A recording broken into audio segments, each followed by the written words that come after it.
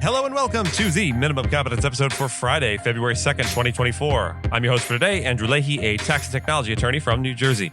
On today's episode, we have Proskauer's settlement with ex-COO O'Brien, the expected Trump fraud verdict, Tesla's governance reform push, and Justice Devine's court absences. Let's remember, the only thing we have to fear is whatever that thing was that skittered under the bed, and read today's legal news. On this day in legal history, February 2nd, we mark a significant moment with the incorporation of the City of New Amsterdam in 1653 by the Dutch Republic. This historic event laid the groundwork for what would become one of the most influential cities in the world. Situated on the southern tip of Manhattan Island, New Amsterdam served as a pivotal trading and administrative center of the Dutch colony of New Netherland. Its strategic location played a crucial role in the burgeoning trade network between the New World and Europe. However, the city's Dutch identity was not to last. In 1664, following the British conquest, New Amsterdam underwent a profound transformation, symbolized by its renaming to New York in honor of the Duke of York. This change marked a significant shift not just in governance, but in the cultural and legal fabric of the city. The British takeover introduced English legal practices and administrative structures, which would influence the development of New York and, by extension, the emerging United States. Today, as we reflect on the incorporation of New Amsterdam, we recognize it as a moment of convergence between Dutch and English legal traditions that would shape the character of New York City. The legacy of this transformation is still evident in the city's diverse cultural tapestry, its role as a global economic powerhouse, and its legal system, which continues to influence international law and commerce. The story of New Amsterdam's incorporation and its subsequent renaming to New York serves as a reminder of the dynamic and ever-evolving nature of legal and urban history. Proskauer, a prominent big law firm, has successfully reached a confidential settlement with its former chief operating officer, Jonathan O'Brien, concluding a legal battle over allegations of trade secret theft. This dispute centered on O'Brien's accused misappropriation of sensitive electronic files detailing the firm's finances, business strategies, and billing rates. Proskauer initiated the lawsuit following O'Brien's sudden resignation in December of 2022 amid claims he intended to utilize these files for a prospective position at competing firm Paul Hastings, a move that ultimately did not transpire. O'Brien has contested these accusations, arguing his actions were merely to facilitate work related to his departure while on vacation in a remote location. The settlement, detailed in a court submission, seeks a permanent injunction preventing O'Brien from retaining or employing the disputed confidential materials. Despite the resolution, representatives for both parties have yet to publicly comment on the matter. Before this legal fray, O'Brien, a UK national non-lawyer, had contributed 5 years of service as Proskauer's COO. The verdict in the $370 million civil fraud case against former U.S. President Donald Trump, overseen by Justice Arthur Engoron, is now expected to be delivered in early to mid-February, following a 3-month trial last year. Initially, Justice Engoron aimed to conclude by the end of January, but this timeline has been extended.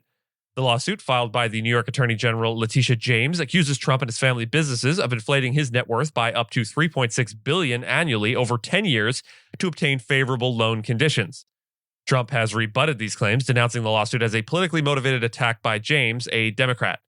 If found liable, Trump could face significant consequences, including monetary penalties and a permanent ban from the New York real estate sector, significantly impacting his business operations within the state. This legal battle unfolds as Trump campaigns for the Republican nomination to run against President Joe Biden in the upcoming election. Engoron had previously determined in September that Trump committed fraud, leading to an order to partially dissolve his business empire, a decision Trump is appealing. The final arguments were made on January 11th, with Trump criticizing Engoron directly in court for alleged bias, prompting a call for decorum from the judge. I did everything right and they indicted me. Activist investors at Tesla are poised to leverage a recent Delaware court ruling against CEO Elon Musk's $56 billion stock compensation package to push for corporate governance reforms. The court's decision, which criticized Tesla's board for its deference to Musk, has emboldened these investors who have struggled in the past to secure significant changes at shareholder meetings. They argue that the ruling could sway major index funds and investors to support their resolutions, such as altering the voting threshold for corporate changes to a simple majority. Tesla has not yet scheduled its annual shareholder meeting, typically held in May, where only a few directors, including Musk's brother Kimball and James Murdoch, are up for re-election.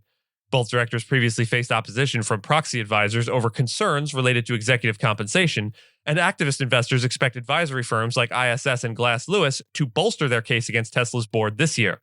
Additionally, a new shareholder resolution proposes annual re-elections for all directors, challenging the current staggered board system. With Musk holding a significant voting stake, critics will need support from major mutual fund holders to effect change. The Delaware judge's scathing review of the board's negotiation process for Musk's compensation plan may also prompt Tesla's top investors to reconsider their stance on governance issues. Texas Supreme Court Justice John Devine has been notably absent for more than half of the court's oral arguments since the current term began in September, opting instead to campaign for re-election. Despite the critical nature of the cases being heard, including those concerning Texas's abortion ban and laws regarding medical treatment for transgender children, Devine has missed 28 of the 50 argued cases.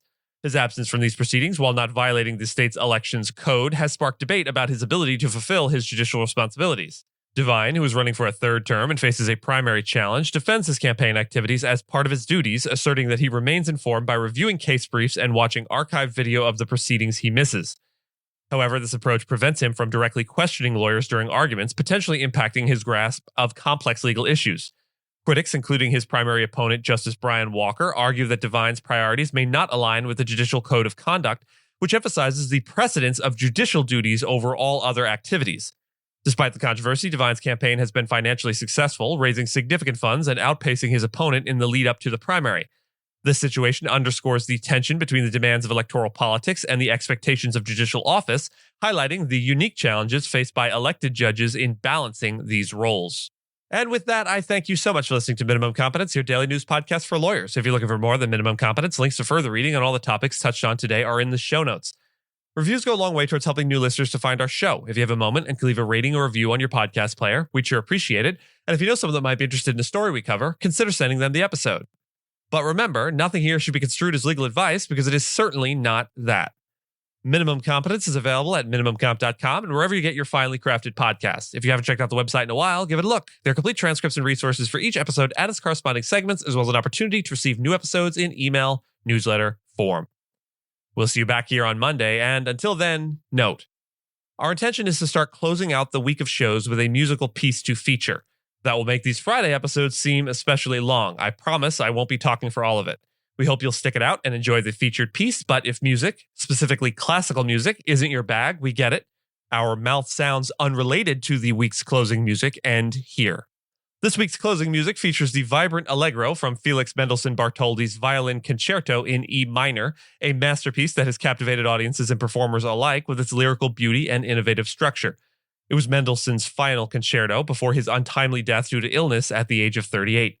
Born on February 3, 1809 in Hamburg, Germany, Mendelssohn was a musical prodigy who made significant contributions to the Romantic era, both as a composer and a conductor.